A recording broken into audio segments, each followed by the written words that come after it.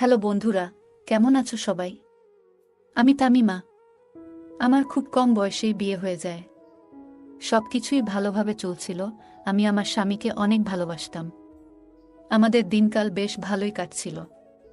কিন্তু একদিন এক কালো রাতে আমার স্বামী অফিস থেকে ফেরার পথে বাইক দুর্ঘটনায় মারা যায়। সেই থেকে আমি একেবারে একা হয়ে যাই। আমার পুরো পৃথিবীটাই পাল্টে যায়। আমাদের পরিবারে আমি, আমার শ্বশুর শাশুড়ি আর আমার স্বামীর ছোট ভাই থাকত। তার নাম ছিল সোহেল। তার বয়স আমার থেকে একটু বেশি হবে। কিছুদিন পর আমি লক্ষ্য করলাম আমার চলাফেরা কেউ নজর করছে। পরে জানতে পারলাম সে আর কেউ নয়, আমার দেবর সোহেল। সে এখন কেন জানি আমার দিকে চেয়ে থাকে, আর আমি তাকালেই লজ্জা পেয়ে মুখ সরিয়ে নেয়। এভাবেই বেশ কিছুদিন কাটতে থাকলো। এইদিকে একলা রাতে আমার যেন ঘুম আসে না। বারবার আমার সেই রাতগুলোর কথা মনে পড়ে, আমার স্বামীর সাথে কাটানো মুহূর্তগুলো। একা একা থাকার কারণে এখন আমার একটি খারাপ অভ্যাস হয়ে যাচ্ছিল। এখন আমি ফোনের উপর বেশি আসক্ত হয়ে পড়েছি। আমি অনেক ভিডিও দেখতাম। আমার সব কিছুই এখন অপূর্ণ মনে হয়। তাই মাঝে মাঝে ভাবতাম যদি এখন কেউ আমাকে বিয়ে করত। আমি মনে মনে আমার দেবর সোহেলকে নিয়ে ভাবতে শুরু করলাম। কেন সে এখন আমার দিকে চেয়ে থাকে, আর কেন আমি তার দিকে তাকালে সে লজ্জা পায়। আমি ঠিক করলাম তাকে একটু বাজিয়ে দেখি, তার মনে কি আমার জন্য কোনো ভালোবাসা আছে নাকি অন্য কিছু। আমি ইচ্ছা করেই আমার দেবরের কাছাকাছি থাকতে শুরু করলাম। আমি তার সাথে অনেক গল্প করতাম। সেও এখন আমার সাথে অনেক সময় কাটায়, আর তার লজ্জা অনেকটাই কমে গেছে। এখন সে আমার সাথে সময় কাটাতে আগ্রহী। আমি লক্ষ্য করতাম সে মাঝে মাঝে আমার দিকে তাকিয়ে থাকে আর হাসে। একদিন আমি তাকে নিয়ে বাইরে ঘুরতে গেলাম। আমরা অনেক মজা করছিলাম। হঠাৎ আমার স্বামীর কথা মনে পড়ে যায় এবং আমার মন খারাপ দেখে সে বলল, কি হয়েছে ভাবি? মন খারাপ করলে কেন? আমি তাকে কিছু বললাম না। পরে সে নিজেই বলল, ভাইয়ার কথা মনে হয়েছে বুঝি? আমি বললাম, হ্যাঁ। সে আমার হাতটি ধরে বলল, ভাবি, আমি একটা কথা তোমাকে বলতে চাই। তুমি যদি রাগ না করো তাহলে আমি বলবো। আমি বললাম, হ্যাঁ বলো। সে বলল, আমি তোমাকে অনেক ভালোবাসি। আমি তোমার এই কষ্ট থেকে মুক্তি দিতে চাই। আমি তোমার এই কষ্ট দেখতে পারি না, আমার খুব কষ্ট হয়। তার মুখ থেকে এসব শুনে আমি অবাক হয়ে যাই। আমি কিছু বললাম না, চুপ করে থাকলাম। আর মনে মনে ভাবতে লাগলাম সে কি আমাকে সত্যিই ভালোবাসে নাকি ভালোবাসার নামে ধোঁকা দেবে। কারণ আমি এখন তাকে মনে মনে ভালোবাসি, কিন্তু তাকে তা বুঝতে দিইনি। সে বলল, ভাবি চুপ করে আছো কেন, কিছু তো বলো।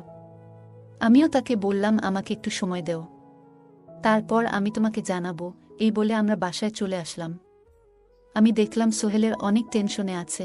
আমার সাথেও এখন সে ভালোভাবে কথা বলতেছে না।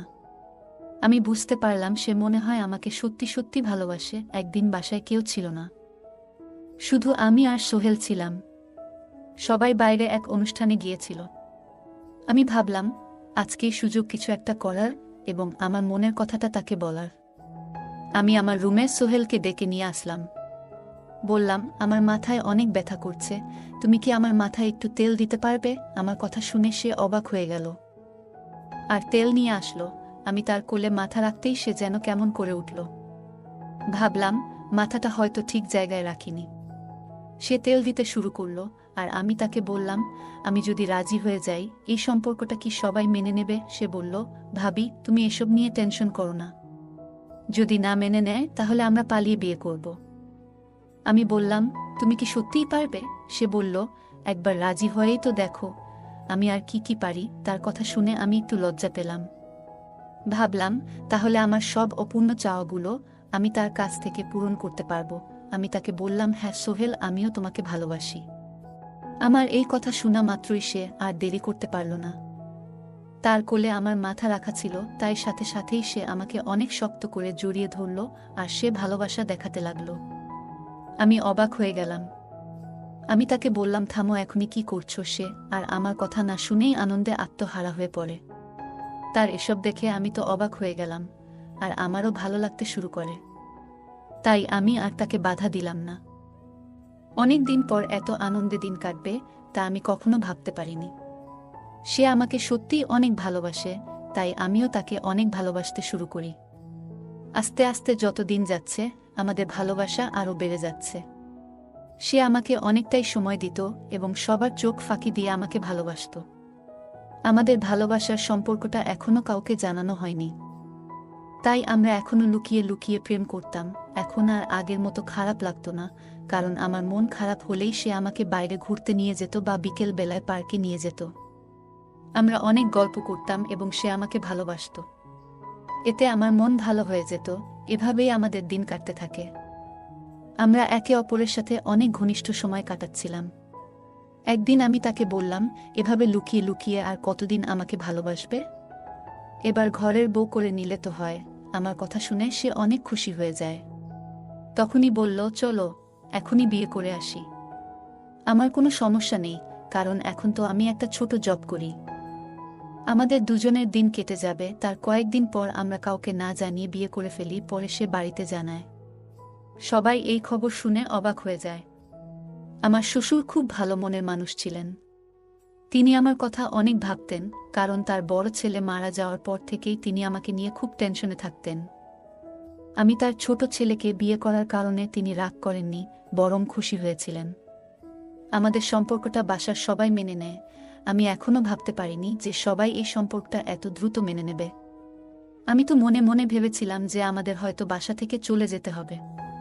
যাক, এসব কিছুই হয়নি, ভালোই হয়েছে। তারপর থেকে আমি আর সোহেল সুখের সংসার শুরু করি। আমি তার অনেক যত্ন নিতাম, আর সে আমার অনেক খেয়াল রাখত এবং ভালোবাসা দিত। এটা আমার খুব ভালো লাগত। এভাবেই আমাদের দিনগুলো কাটতে থাকে। গল্পটা কেমন লাগলো জানাতে ভুলো না। তোমাদের সাথেও কি এমন কোনো ঘটনা ঘটেছে? যদি ঘটে থাকে তাহলে কমেন্টে জানাতে ভুলো না। আরও মজার মজার রোমান্টিক গল্প শুনতে চাইলে ভিডিওটি লাইক, শেয়ার এবং চ্যানেলটি সাবস্ক্রাইব করতে ভুলো না। ধন্যবাদ।